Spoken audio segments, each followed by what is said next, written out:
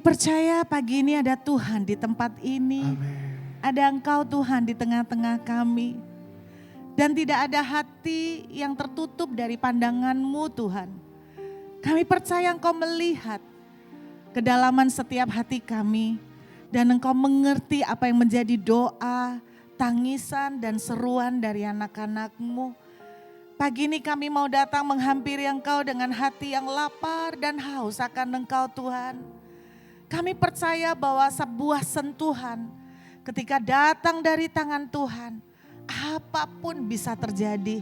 Keadaan sesukar apapun bagi Engkau sungguh hanya seperti membalikkan telapak tangan. Kami membutuhkan Engkau Tuhan, seperti mata para hamba yang memandang kepada tangan tuannya. Demikianlah kami memandang kepadamu, berharap akan kasih karunia dan belas kasih-Mu.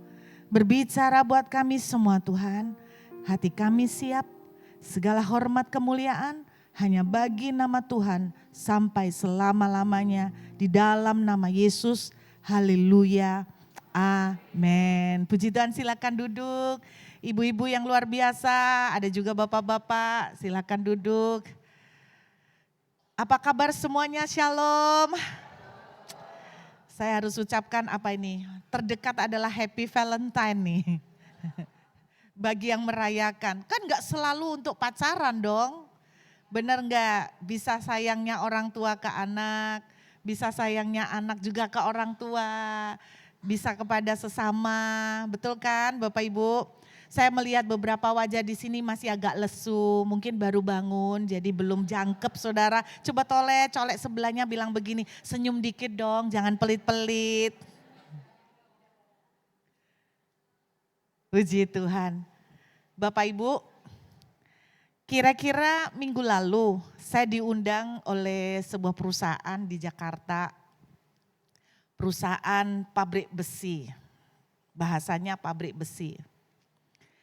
Saya beberapa waktu belakangan ini cukup banyak yang DM yang bercerita tentang susahnya pekerjaan mereka. Jadi yang namanya dicurhati tentang susahnya kondisi usaha belakangan ini banyak sekali. Banyak sekali. Yang gak ikut bisnis jadi ikut sumpek. Gara-gara terlalu banyak mendengar. Ada yang cerita hutang sekian, enggak nutut bayar, perputarannya enggak nutut dan sebagainya. Jadi ketika saya diundang oleh pabrik besi ini di Jakarta, saya dalam hati harus menyiapkan diri. Aku bakalan mendengar curhat yang enggak enak juga tentang kondisi omset, apapun lah itu. Saya sudah berusaha untuk menyiapkan. Dan satu yang menjadi satu ketakutan buat saya, bukan takut banget gimana, tapi iya bingung nanti kalau ditanya itu jawabnya gimana. Kalau adalah mereka tanya begini, Bu, enaknya kerja apa? Dan enaknya strategi apa yang harus kami kerjakan? Nah itu benar-benar saya enggak tahu karena saya enggak pernah bisnis. Saya juga enggak kerja. Jadi saya enggak bisa jawab pertanyaan itu. Saya cuman bersiap-siap kira-kira nanti kalau ditanya seperti itu saya harus jawab apa ya. Sampai di Jakarta pagi terus kemudian kami ngobrol terus kemudian fellowship. Saya terkejut karena apa yang saya bayangkan dan sudah siapkan sebelumnya sama sekali tidak sama. Bukan saya yang istilahnya mendengarkan curhatan keluh kesah, usaha ndak jalan dan sebagainya, omset turun. Tetapi terus terang pada waktu saya mendengar pemiliknya, jadi saya dijemput sama ownernya sendiri di airport. Jadi ketika saya mendengar cerita pemiliknya, saya yang betul-betul mendapatkan berkat yang luar biasa.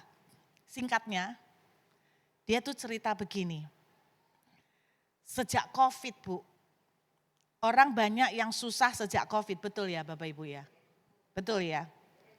Dia bilang begini, sejak COVID Bu, saya ini bingung. Ibu lihat muka saya, terus dia panggil istilahnya tangan kanan, tangan kiri semuanya. Dia bilang begini, ibu lihat muka mereka, apa yang ibu kesan tangkap dari muka mereka? Saya bilang muka capek Pak, muka yang suntuk, muka yang banyak beban. Saya dalam hati ya pastilah karena omset pasti turun.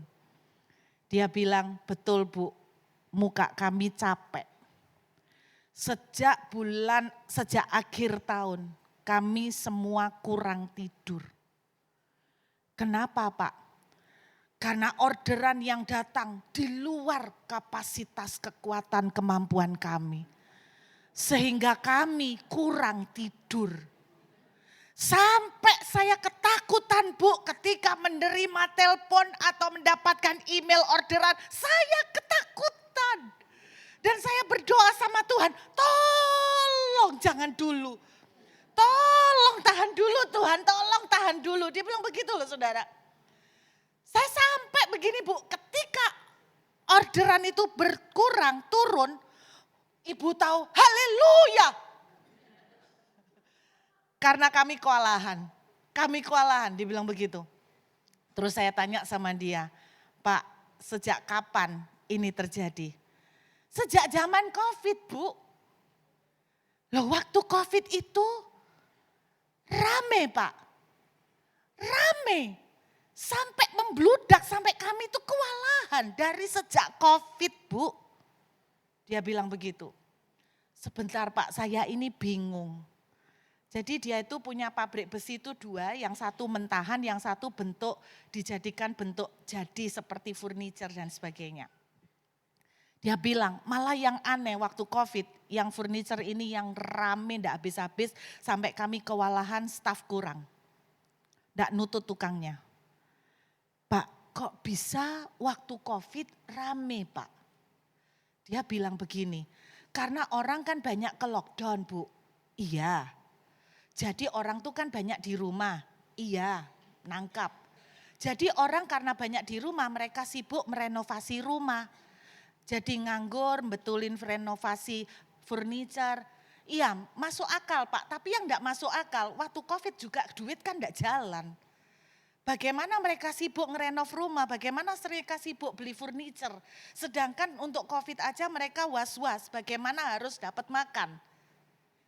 Jawabannya gini, nah itu saya enggak tahu. Saya juga bingung Bu. Dia cuman kesimpulan satu aja. Setelah diskusi cerita panjang dia cuman bilang gini. Semua cuman karena favor Tuhan.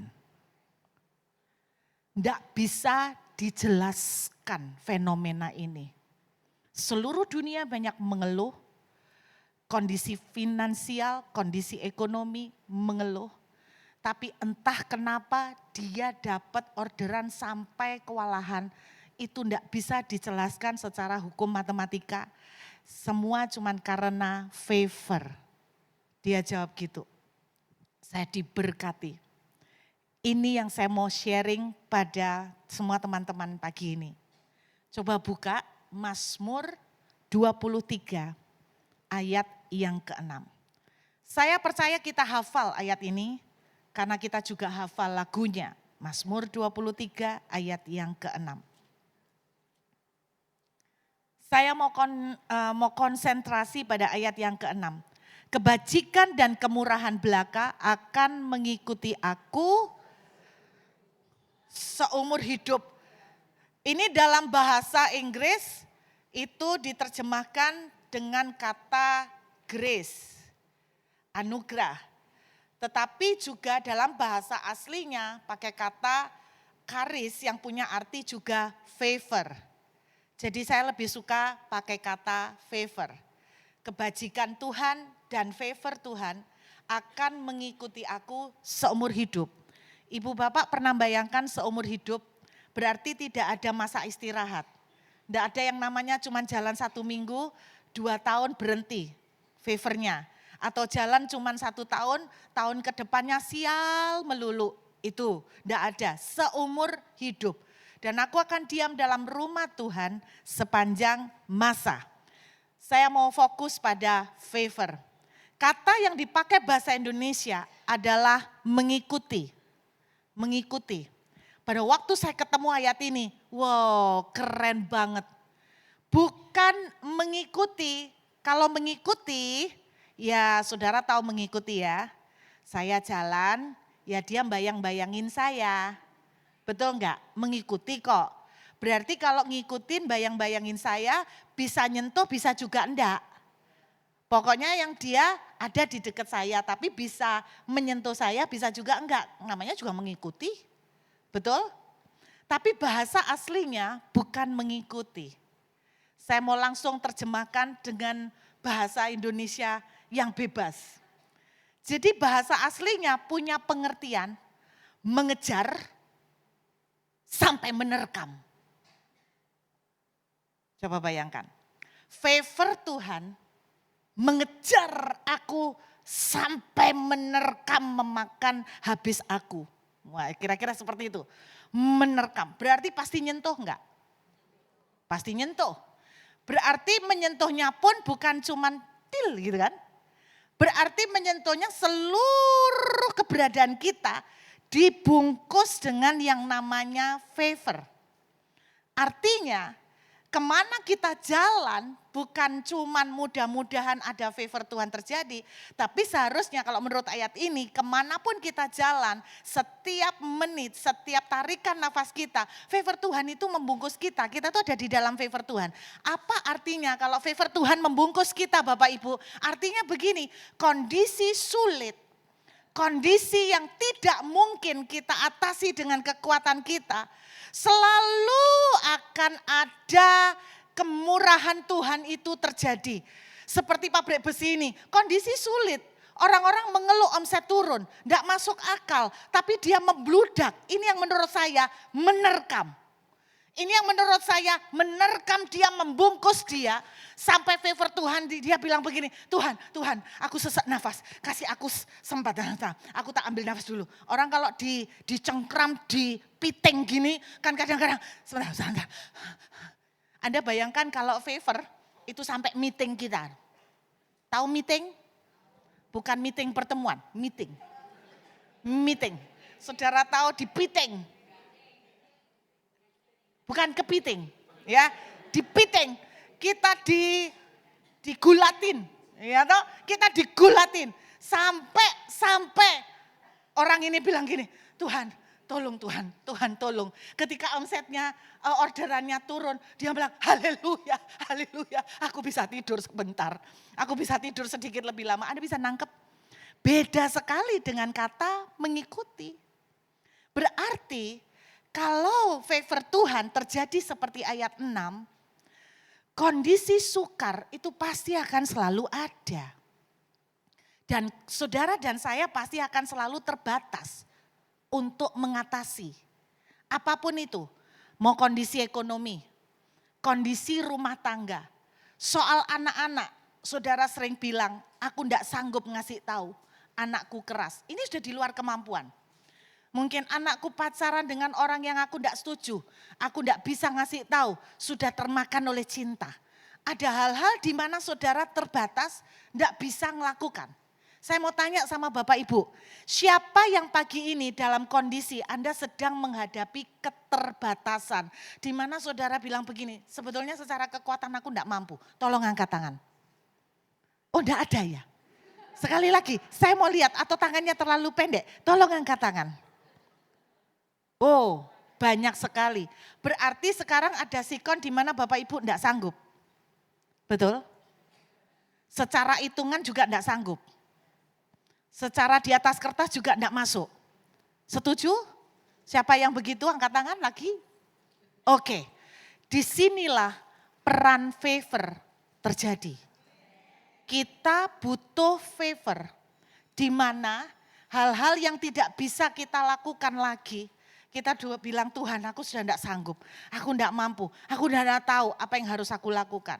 Maka saya berdoa, favor mencengkeram, membiting saudara, merangkul Sampai gini, aduh Tuhan, please, slow down. Agak pelan-pelan Tuhan, aku gak nututi, aku kalah kuat Tuhan. Aku gak sanggup mengikuti ritmenya Tuhan. Terlalu banyak Tuhan.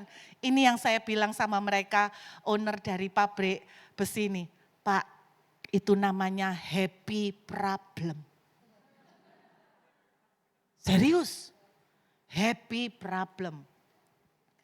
Anak-anak saya sekarang usia remaja, sekarang pergumulan mamanya, mereka sekolah selesai, sudah. Orang tua kan gitu ya, di anak waktu sekolah kita doanya sekolah, baik biaya sekolah maupun supaya pinter. Setelah sekolah selesai doanya kita ada aja kan, supaya dia dapat kerja. Ya kan, sebelum dia lulus supaya dia lulus, setelah dia lulus supaya dia dapat kerja. Setelah dia dapat kerja, pergumulan berikutnya, loh, kita sama semuanya yang ngerti wesan, udah bahasa umum jodoh. Nah anak saya dua-duanya kan usia sudah selesai sekolah, udah kerja umur 22 sama 20. Sekarang mereka ini lagi mulai banyak sekali yang naksir. Mamanya sedikit promo, saudara. Sedikit promo. Yang naksir banyak. Bahkan kemarin tiba-tiba dikirimi bunga. Valentine Day. Di Perth, anaknya di Surabaya. Banyak yang naksir. Kadang dia kemarin beberapa waktu yang lalu dia pulang dari Surabaya. Sebelum pulang tiba-tiba ada cowok datang ngasih surat cinta. Sering kali kedua anak saya itu tanya sama saya, Ma ini jawabnya gimana? Ma ini gimana ini? Ma ini gimana nolaknya dan sebagainya. Ma aduh aku pusing loh gimana ini nolaknya. Saya bilang lebih baik pusing karena enggak tahu bagaimana menolak karena terlalu banyak. Daripada pusing karena enggak ada yang ditolak. Karena enggak ada yang deketin. Loh iya toh? Kamu tuh bersyukur, enggak kayak mamamu dulu. Mamamu dulu enggak ada sih ditolak. Malah mama cari marketing, mama yang jemput bola ya. Kamu enggak usah jemput bola, bola datang sendiri. Mama jemput bola. Itu pun enggak dapat Pak. Sudah jemput dengan kerendahan hati, dengan genit-genit sedikit, tetap tidak laku Pak. Enggak ada yang beli. Makanya saya bilang itu namanya happy problem. Dan saya berdoa happy problem terjadi pada Bapak Ibu. Yang bingung soal keuangan, usahanya lagi lesu, saya berdoa favor Tuhan terjadi. Sampai saudara gini, sabar Tuhan, sabar. Pelan-pelan. Aku gigi 2 Tuhan, jangan gigi 10. Aku gak kuat Tuhan, gak sanggup. Saya menunggu saat-saat seperti itu terjadi dalam hidup kita. Bukankah itu asik Bapak Ibu? Nah ayat 6 itu artinya sampai menerkam. Berarti pasti dapat dong kalau menerkam. Berarti pasti nyentuh dong, bukan cuma nyentuh. Bahkan menghabiskan, membungkus semuanya. Kuncinya apa? Nah ini yang saya mau bagikan kuncinya. Nanti kita akan kembali di Mazmur 23. Saya mau tunjukkan sama Bapak Ibu kuncinya. Mazmur, Kejadian pasal yang ke-6. Kita akan melihat Kejadian pasal 6 ayat yang ke-8. Kita lihat Kejadian 6 ayat 8. Kuncinya apa? Tetapi Nuh mendapatkan kasih karunia, favor di mata Tuhan. Jadi kalau Bapak Ibu menemukan kata anugerah, kasih karunia hampir sama semuanya. Pakai kata arti akar katanya adalah favor. Favor itu apa? Sesuatu yang dianugerahkan Tuhan di saat dalam kondisi saudara dan saya sudah tidak bisa. Di mana kita tidak mampu, di mana kita tidak memenuhi persyaratan. Saya selalu bilang kalau ada orang jelek, kalau ada orang cantik, kaya, yang naksir banyak, itu lumrah. Tapi kalau ada orang jelek, tidak kaya, tapi yang naksir banyak, itu favor. Oh iya, orang Cina bilang hoki Pak. Oh gila orang itu, kok bisa ya gak ganteng, yo gak pinter, tapi si Nasir kok banyak. Ya orang bilang mungkin karena ada karakternya, tetap menurut saya juga favor. Ada yang lulusan S2 luar negeri jadi manajer dalam 2 tahun, itu lumrah. Ada lulusan cuman S1 di sini jadi manajer hanya dalam 6 bulan, mengalahkan yang S2 dari pengalaman luar negeri, itu namanya favor. Kalau saudara yang melihat, saudara bilang itu KKN Bu. Kalau enggak dia jilat Bu. Favor selalu membuat orang merasa iri. Karena apa? Karena favor itu enggak fair. Karena favor itu enggak adil. Karena favor itu enggak masuk akal. Orang COVID lagi susah, pabrik besi malah banyak orderan. Gak masuk akal, enggak adil. Kerjanya sama-sama keras, kerjanya sama-sama susah. Tapi orang yang buka resto yang seharusnya cinglinya makanan kan dimakan tiap hari. Sedangkan besi kan bukan dimakan tiap hari. Tapi kenapa kok lebih rame daripada yang dimakan tiap hari? Dia bisa ngomong Bu. Kadang-kadang marketing sudah dikerjakan, tapi yo enggak laris-laris. Itu namanya favor. Saudara butuh favor enggak? Kita lihat ya. Tetapi Nuh mendapat kasih karunia favor di mata Tuhan. Izinkan saya membedah kata Nuh. Nuh dari asal kata pakai bahasa Ibrani itu Noah. Anda akan kaget, arti kata Nuh atau Noah adalah rest. Istirahat. Jadi kalau saya terjemahkan, tetapi istirahat mendapatkan favor di mata Tuhan. Saya menemukan satu rahasia simpel.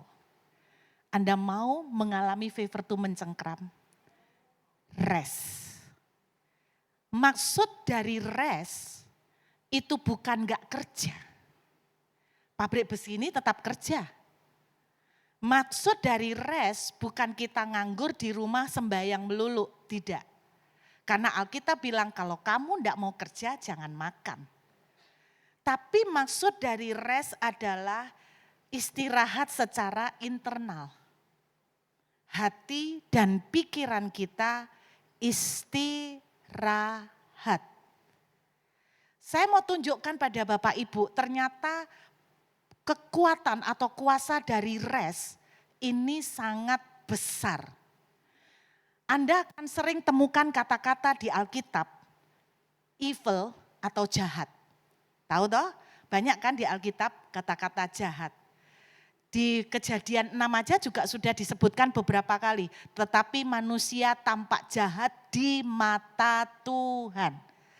Saya kaget kata jahat itu dalam bahasa Yunaninya itu poneros.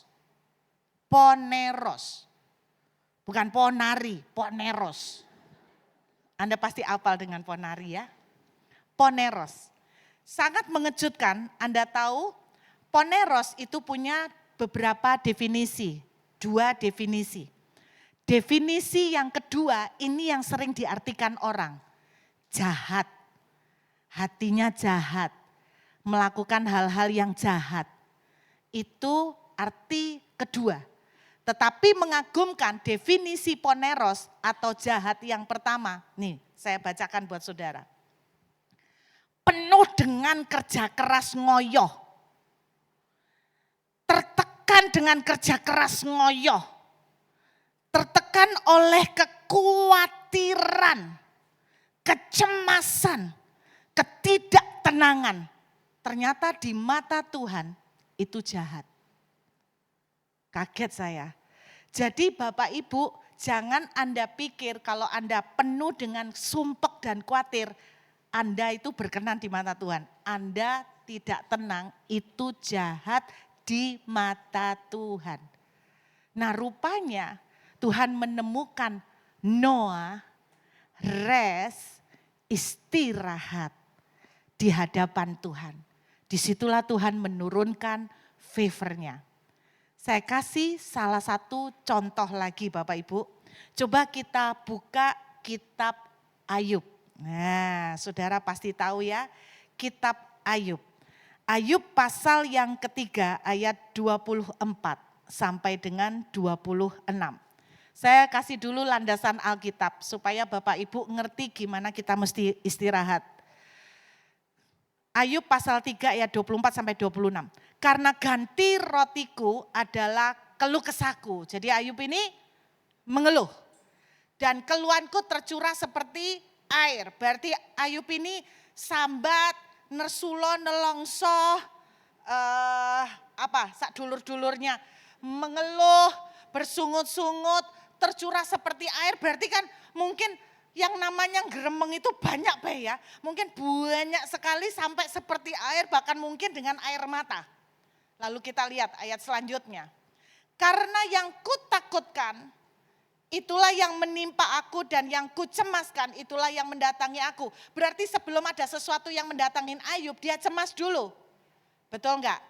Dia cemas, dia takut. Bapak Ibu, siapa yang enggak takut kalau lihat omset turun? Pengeluaran jalan terus. Yang sudah kadung nyicil rumah enggak bisa diturunkan. Kalau di Australia bisa Bapak Ibu. Kalau di Indonesia tidak bisa diturunkan. Kalau kita tidak bisa bayar, kita bisa datang kepada pemerintah dan pemerintah akan kasih cara. Kayak teman saya beberapa waktu yang lalu, waktu COVID itu sebetulnya bukan tidak bisa bayar listrik. Dia lupa.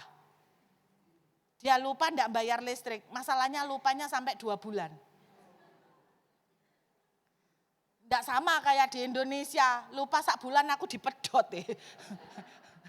Di sana lupa 2 bulan enggak diputus.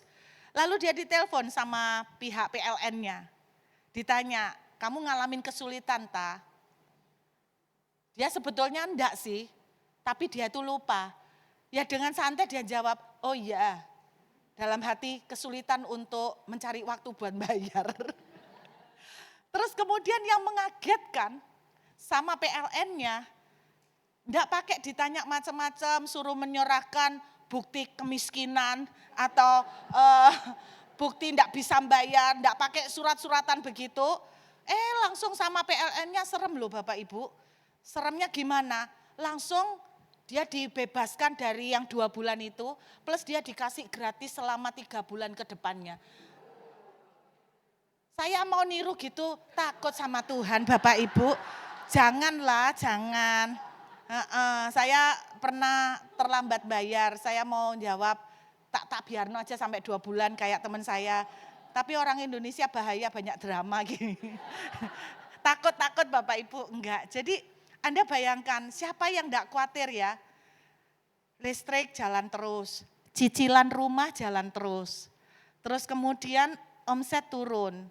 Akhirnya tambah lama, akhirnya kurang sampai akhirnya harus ngambil dari tabungan. Nah tabungan lama-lama juga tambah menipis.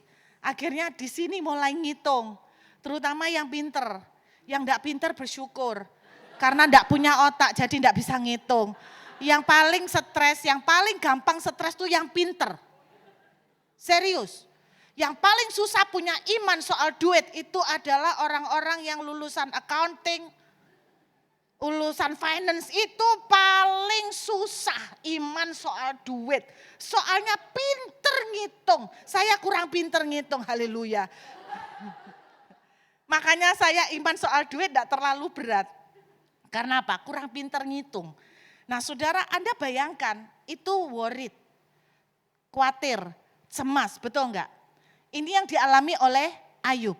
Berarti hatinya tidak tenang. Bisa nangkep? Pikirannya selama ini tidak tenang. Lalu kita lihat ayat 26.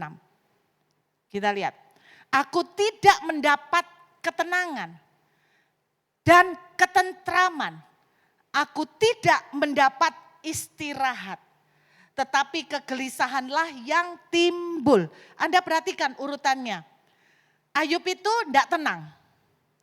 Betul ya? Karena dia tidak tenang, tidak tentram, gelisah, khawatir, dan sebagainya, muncul ketakutan. Jadi Bapak Ibu, dari mana semua ini muncul? Karena Ayub tidak istirahat.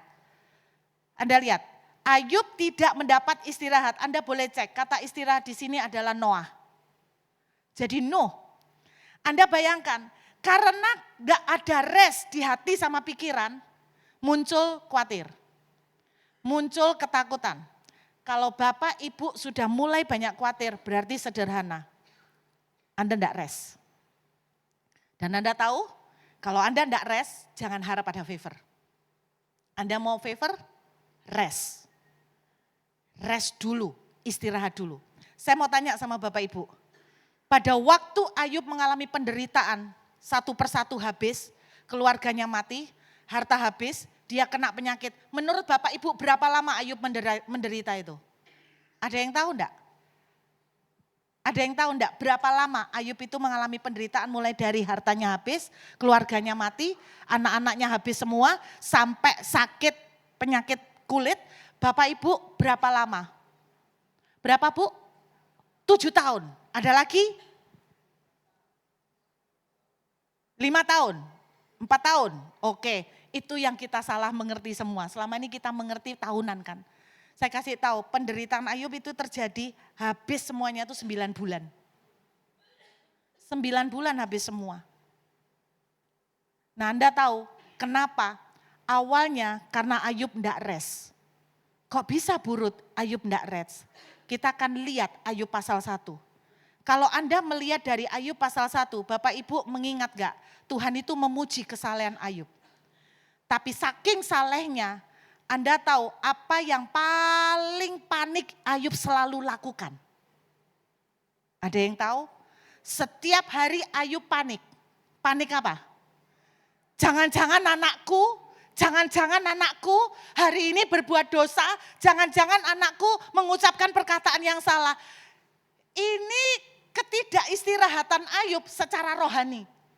Jadi Bapak Ibu jangan dipikir kesibukan rohani itu ternyata berkenan. Enggak. Ayub itu panik, jangan-jangan anakku bikin dosa, jangan-jangan anakku ngomong salah. Jadi setiap hari Ayub itu panik bikin mezbah. Berapa banyak korban dia potong karena supaya anak-anaknya jangan sampai menimbulkan murka Tuhan. Bagaimana Ayub itu berjuang supaya Tuhan gak ngamuk, gak murka sama anak-anaknya. Ini secara roh, Ayub ini juga gak istirahat. Nah kalau Bapak Ibu panik puasa, 40 hari kurang, kayaknya harus dibanterin. Kayaknya kurang ini puasa, harus pelayanan dari Senin sampai Senin. Supaya apa? Allah menjawab doa. Saya kasih tahu, enggak. Ayub tidak istirahat. Maka semua masalah ini mulai terjadi. Jadi yang dinamakan enggak istirahat, itu karena hati sama pikiran kita enggak istirahat. Susah enggak istirahat? Susah. Satu-satunya kerja keras yang disuruh oleh Alkitab adalah bekerja keraslah supaya istirahat. Anda maksudnya ngerti? Di dalam kitab Ibrani, firman Tuhan menuliskan begini. Bekerja keraslah untuk istirahat. Kenapa ayat itu muncul? Karena untuk istirahat susahnya minta ampun. Apalagi orang kota bawaannya itu gak bisa duduk diam, gak bisa tenang. Saudara makin panik duduk di ruangan tunggu dokter, Anda makin gak bisa duduk. Betul? Saya ingat cerita waktu Yesus memberikan mujizat 5 roti 2 ikan. Anda ingat? Sebelum Yesus melakukan mujizat 5 roti 2 ikan, mereka disuruh apa? Suruh duduk. Orang panik suruh duduk, nunggu, bisa. Berdiri terus, kok lama ya? Belum ya Mbak ya? Belum ya? Sudah Mbak? Belum? Duduk lagi sebentar. Masih belum dah? Kurang berapa menit Mbak? Waktu duduk pun modelnya gini. Gimana nih? Ini sudah jamnya, betul? Tuhan nyuruh duduk, baru mujizat terjadi. Ada banyak contoh di Alkitab, nanti suatu kali saya tak bikin ayat-ayatnya, tak kumpulkan yang tentang duduk. Sebelum mujizat dilakukan, seringkali Tuhan nyuruh duduk. Demikian juga ketika Ayub tidak bisa tenang hati dan pikiran, maka yang terjadi adalah masalah. Apa yang dia cemaskan justru terjadi. Apa yang dia takutkan justru menimpa dia. Bapak Ibu mau melihat favor, istirahat. Hati dan pikiran istirahat. Maksudnya seperti apa Bu Ruth? Bahasa Inggrisnya itu gini, let go. Betapa susahnya kita let go. Betapa susahnya kita melepaskan beban pikiran. Karena kita mikirin. Let go and let God do it. Saat saudara bisa melepaskan, maka tangan surgawi akan ambil alih. Binatang yang paling panjang umurnya di muka bumi apa? Kura-kura.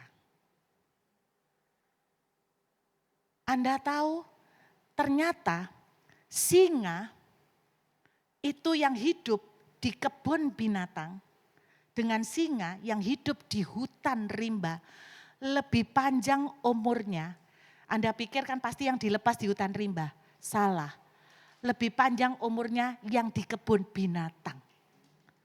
Loh kok bisa? Karena di hutan rimba dia raja. Raja hutan katanya ya, singa si raja hutan. Dia selalu hidup dalam kompetisi. Persaingan. Persaingan tempat teritori, persaingan pasangan, persaingan makanan. Dia selalu persaingan dan ternyata dia ketika banyak persaingan seperti ini, ada hormon stresnya itu naik. Dan ketika hormon stres itu naik, bahkan naiknya ngeri Bapak Ibu 25 kali lebih banyak daripada yang singa di kebun binatang. Karena hormon stres ini naik, kelenjar itu naik, maka itu yang membuat pendek umur.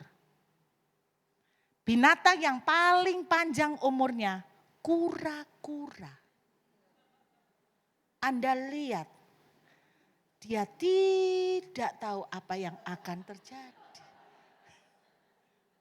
Dia jalan dengan santai. Kalau bahasanya orang gini, kamu gak bingung tak? Gimana bayar uang sekolah?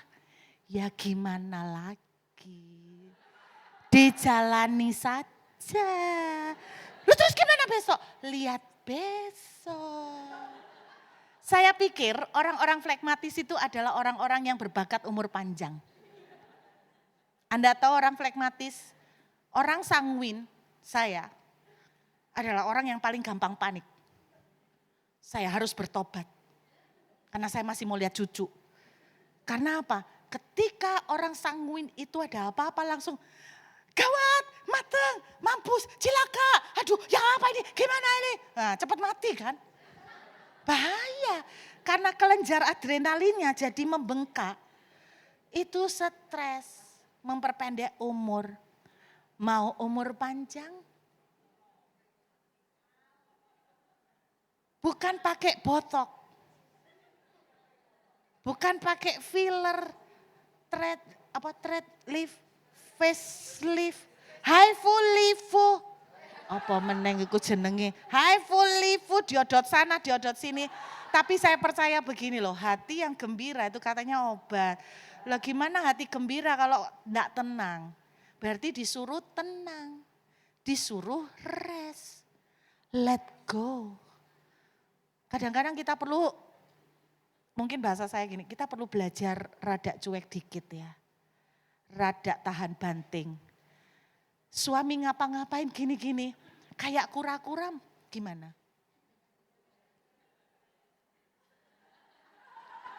Suamimu gini.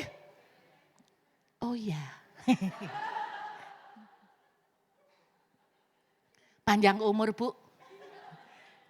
Kalau bukan cuma panjang umur, tapi kalau menurut Alkitab penuh dengan favor Bu. Di luar kemampuanmu, Tuhan turun tangan. Amin. Mau umur panjang? Jadilah seperti kura-kura. Belajar seperti Nuh, istirahat, hati dan pikiran tenang, maka berkat akan terjadi. Saya masih ingat ada orang bilang begini beberapa waktu lalu, tanpa sengaja saya tiba-tiba saya tuh membersihin handphone saya dari file-file yang enggak perlu. Jadi saya deletein. Ketika saya mendelete video-video, saya kaget karena sebelum saya delete saya kan lihat video apa. Ada sebuah video yang saya pernah terima tapi saya enggak merasa melihatnya. Jadi video itu belum pernah saya lihat. Pada waktu saya mendengar video itu, Bapak Ibu dengar baik-baik, saya cukup kaget. Karena video ini dibuat tahun 2024. Orang itu bilang gini, intinya orang ini pintar sekali. Dia pintar sekali membaca pergerakan dunia. Dia pintar sekali membaca kondisi politik. Bukan hanya politik Indonesia, tapi politik dunia. Lalu dia bercerita tentang apa yang terjadi pada zaman COVID. Bagaimana COVID itu merupakan rangkaian dari segala macam konspirasi bla bla bla begitu. Pokoknya saya dengerin lah, saya kan kurang pinter politik. Tapi yang mengagetkan buat saya, dia bilang begini, bersiap-siaplah. Sebab di tahun 2025 ada kemungkinan gelombang pandemik akan diulang lagi. Bukan karena alam, tapi lagi-lagi konspirasi. Supaya apa? Menjual vaksin bla bla bla katanya begitu. Ya saya kayak gitu kan bodoh nggak ngerti. Terus cuman yang saya pikirkan ketika dengar itu, kalau ada pandemik lagi. Terus saya cerita, saya kasih video itu ke anak saya. Mami no, aku lah enggak bisa ke Indonesia. Mami, lah di lockdown lagi no. Yang dipikirin simple, enggak mau di lockdown. Saya kalau ingat zaman lockdown terima kasih ya, saya enggak pengen ngulang lagi. Terima kasih Ban Kamsia, saya enggak mau, serem deh Bapak Ibu. Walaupun di Perth itu aman, enggak ada COVID, tapi kan tetap enggak enak. Kita jadi mohon maaf ya kayak manusia tuh jadi tidak dimanusiakan, kayak dipingit terus dipenjarain terus ya kan. Gak enak dong Bapak Ibu ya. Apalagi saya tipe sanguin yang seperti kuda yang suka lari liar dari kandang gitu kan. Terus kalau masalah begitu lagi, aduh saya serem.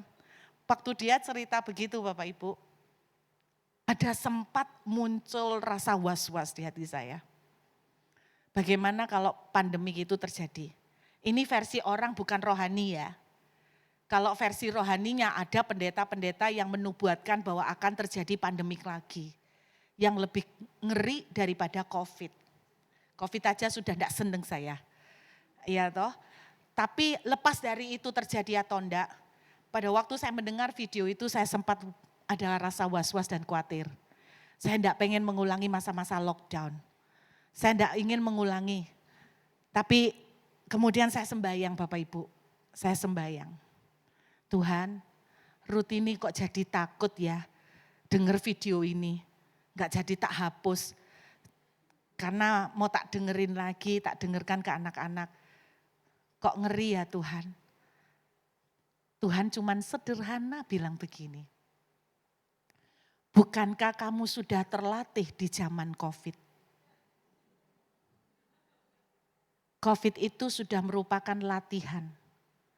Kalau itu terjadi, maka itu bukan sesuatu yang akan lebih berat dari COVID. Sekalipun penyakitnya mungkin lebih berat, tapi COVID kita sudah latihan. Salah satu latihan yang Tuhan ingatkan, kamu tahu kamu latihan apa di COVID?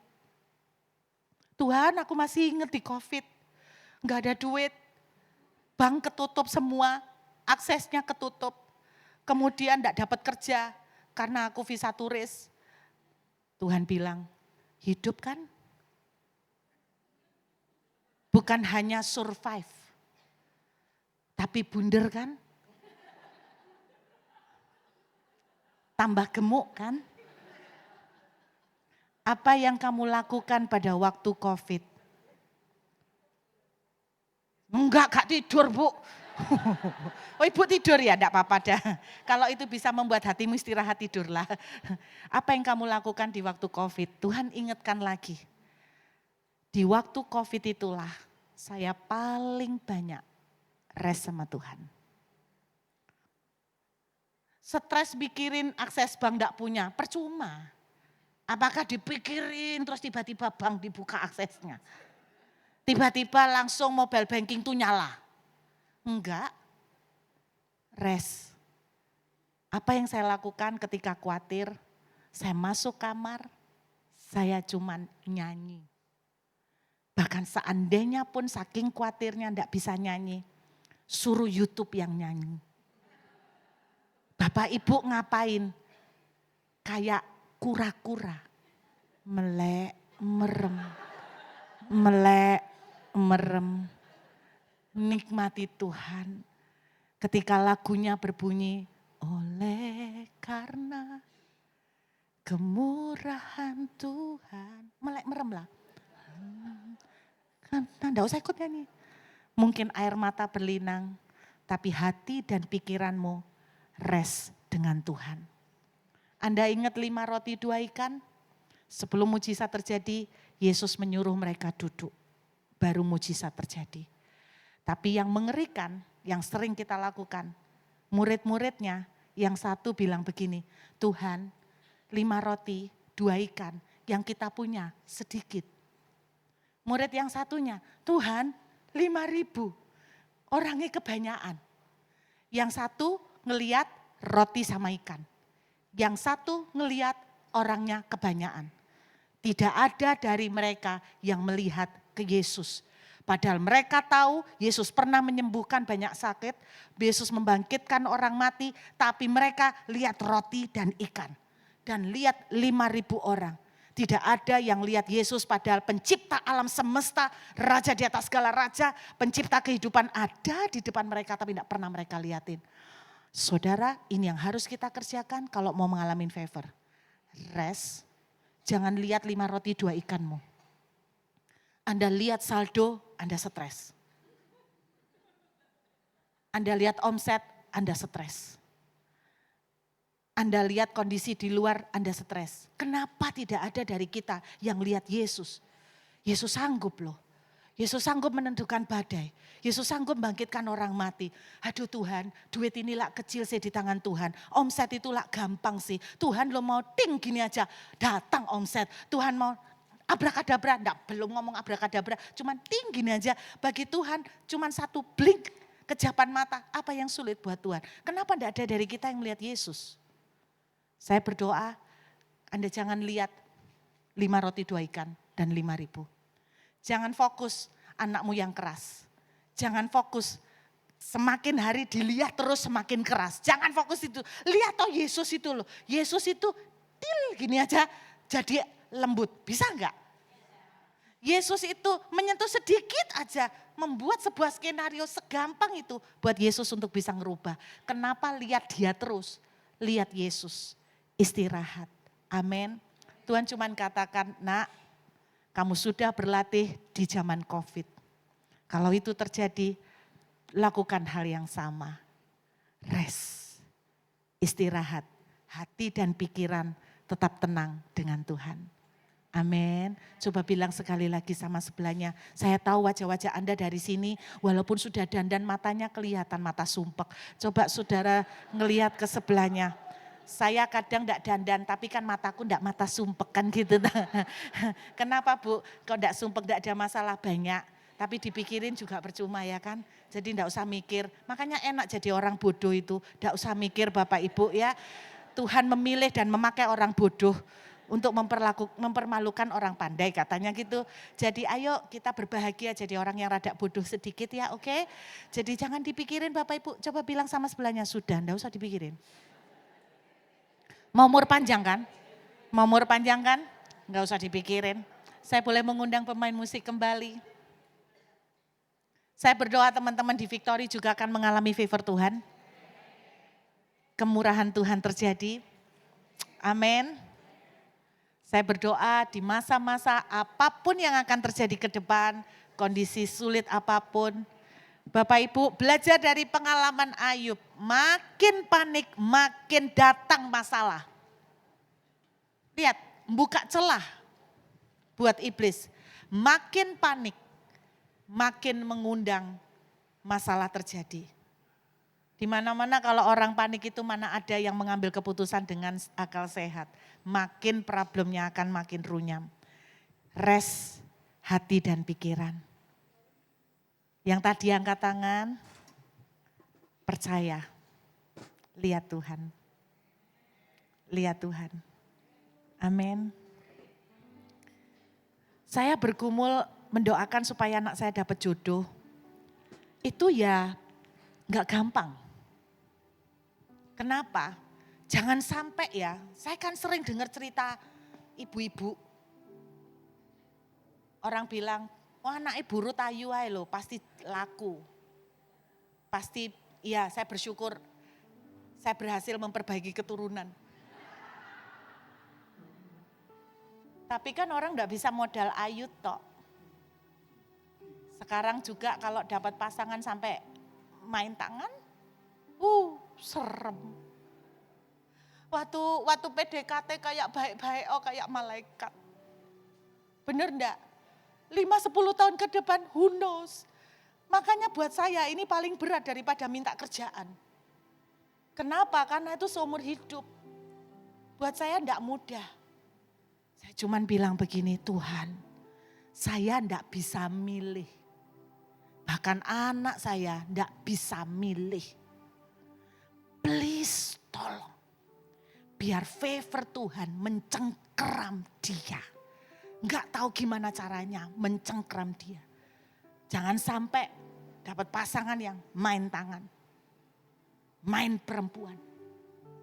Main judi, main-main. Lah iya toh. Justru saya tuh punya anak cantik itu, saya bersyukur anak saya cantik. Memperbaiki keturunan. Tapi dulu saya enggak cantik itu ada nilai plusnya loh Bapak Ibu. Serius. Enggak cantik itu ada nilai plusnya. Berarti yang cinta sama saya betul-betul tulus. Bener ya? Loh, Ayu, kamu seneng sama dia karena Ayu Neta. Loh itu big question loh.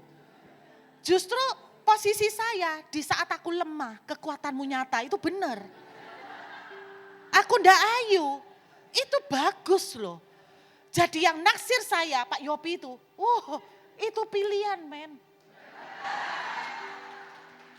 Pilihan. Makanya dia digoda-goda di Facebook. Cewek cantik, temennya dia aduh.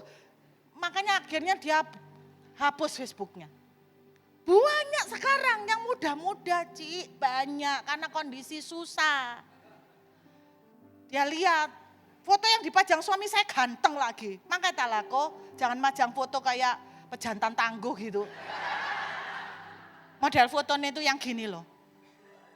Kayak orang nge-gym. Aduh inilah Pak, anaknya ngomel, Papa jangan jual diri.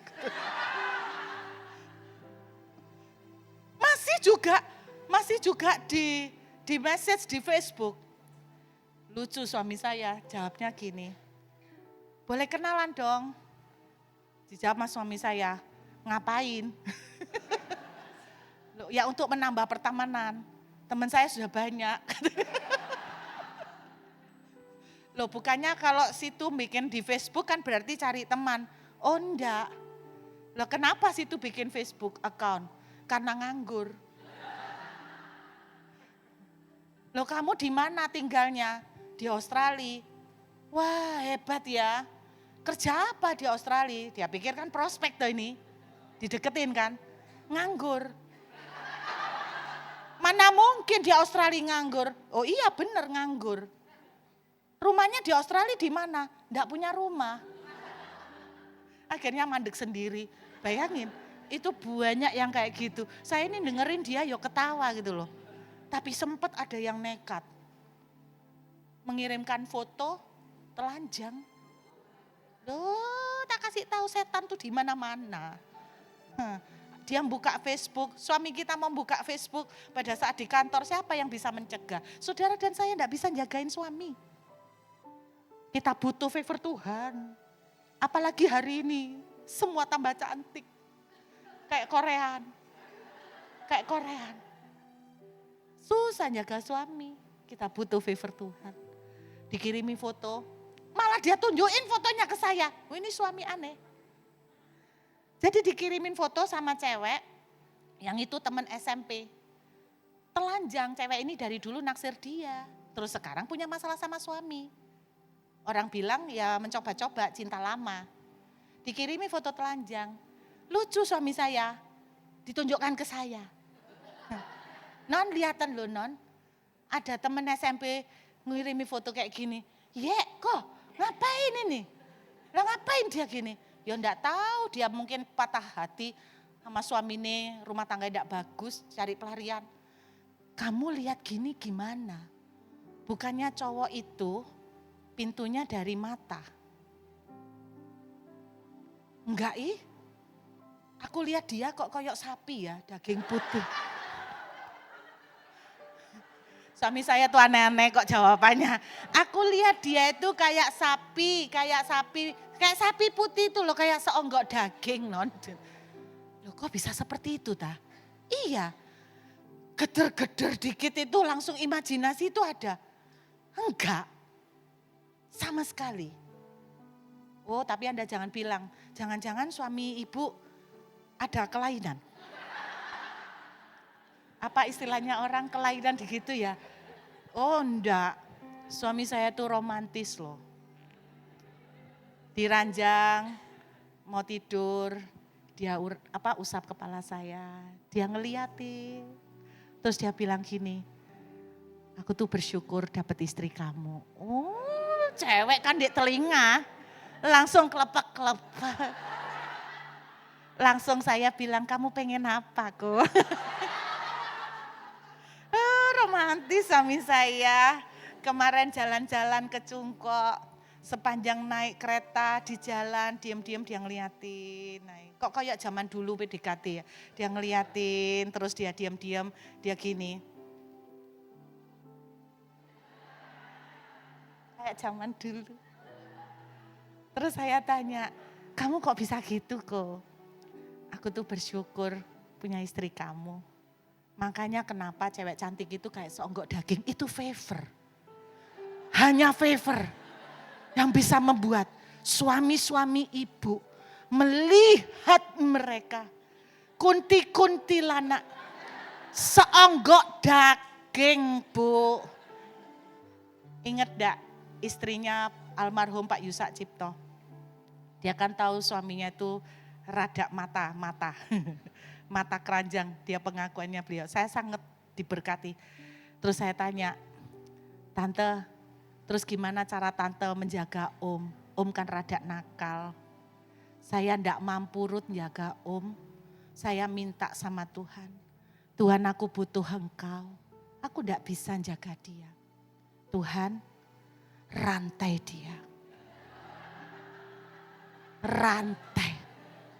Dari mata sampai ke kaki, rantai semua berlapis-lapis, rantai Tuhan. Istri doanya powerful, rantai. Suatu hari om mau nakal, karena susah sekali dia mau nakal. Saya masih ingat ceritanya dia mau begituan di kamar.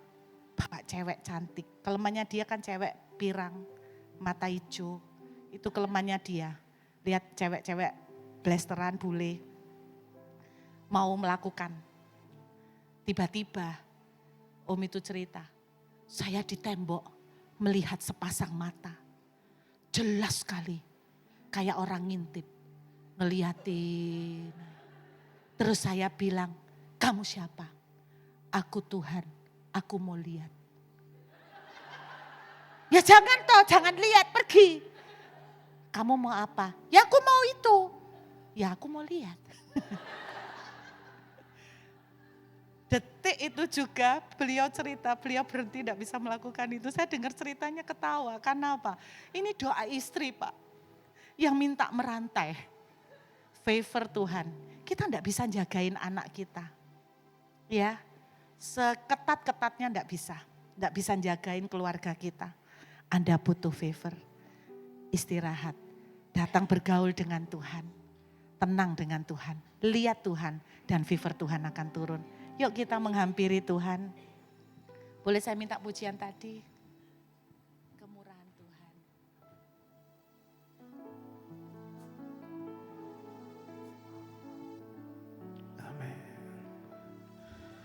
Oleh karena Selama ini kita memerlukan favor Tuhan. Kita butuh kasih karunia Tuhan. Sampai hari ini. Mari katakan dengan pengakuan iman. Oleh karena kebaikan Tuhan, Janjimu terjadi bagiku. ku sembah Kau Tuhan, Ku mengangkat tanganku. Semua yang butuh favor Tuhan, Kau ajar. mari katakan pujian ini sebagai doa, saudara. Ku sembah Pasti banyak area dalam hidup kita di mana kita terbatas, wajah kita tidak mampu. selamanya. Kau hebat bagiku. Ku sembah Kau Tuhan, ku mengangkat tanganku. Selamanya Kau ajar bagiku. Ku sembah Kau Tuhan, ku mengangkat wajahku. Selamanya Kau hebat bagiku. Kondisi ke depan saya tahu banyak hal yang akan makin sulit. Tapi Tuhan di awal tahun 2025 ini memberikan saya pengertian tentang Mazmur 23 ayat 6. Bahwa favor bukan cuma mengikuti yang artinya belum tentu menyentuh. Tapi favor di sini mengejar sampai menerkam. Berarti pasti menyentuh. Pasti harus kita alamin. Kuncinya sederhana. Mazmur 23 juga menuliskan begini. Sebelum kita mengalami ayat 6, domba itu dibaringkan. Anda lihat, ayat 2 menuliskan, ia membaringkan aku di padang yang berumput hijau. Ia membawa aku ke air, ke dekat air yang tenang. Apa yang harus kita lakukan?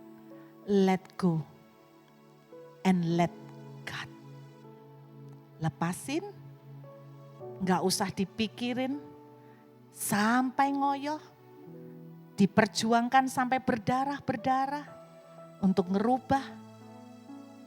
Engkau sudah capek, engkau sudah berusaha, rest. Taruh hati dan pikiran, ngeliat ke Tuhan, tenang. Let go and let God. Amin. Saya yakin kok teman-teman di Victory tahun ini akan mengalami banyak favor Tuhan. Banyak, harusnya jauh lebih banyak karena mencengkram kita. Amin. Tuhan, aku berdoa buat teman-teman di Victory pagi hari ini. Engkau melihat setiap ketakutan. Engkau melihat setiap air mata. Engkau melihat rasa panik yang mereka rasakan. Dan hamba berdoa, Firman-Mu menuliskan di dalam kitab Ibrani, berjuanglah untuk istirahat. Ini yang perlu kami lakukan sekarang. Kami harus mendisiplin diri untuk belajar beristirahat. Membawa hati dan pikiran kami tenang. Melihat kepada Yesus. Dan bukan melihat kepada 5 roti 2 ikan ataupun 5.000 orang. Dan kami berdoa, ketenangan terjadi, favor Tuhan mengalir berlimpah. Terima kasih Bapa, Engkau memberkati terus persekutuan doa Victory. Engkau memberkati Ibu Eli sebagai gembala di tempat ini. Tuhan, Engkau akan terus memakai di dalam segala kekurangannya, favor-Mu yang berlimpah-limpah. Bahwa Engkau memakai beliau bukan karena kekuatannya, bukan karena kebaikannya, tapi karena semata-mata favor Tuhan. Terima kasih Bapa, Engkau terus memperlengkapi dengan hikmat untuk membawa setiap orang-orang yang Kau percayakan dibawa kepemimpinannya Tuhan. Sehingga mereka betul-betul dibawa makin hari makin berkenan dengan Tuhan. Terima kasih Bapa, Hamba mengembalikan segala hormat, segala syukur, kemuliaan, serta pujian hanya buat nama Tuhan Yesus sampai selama-lamanya. Di dalam nama Yesus, haleluya, amin. Tuhan memberkati.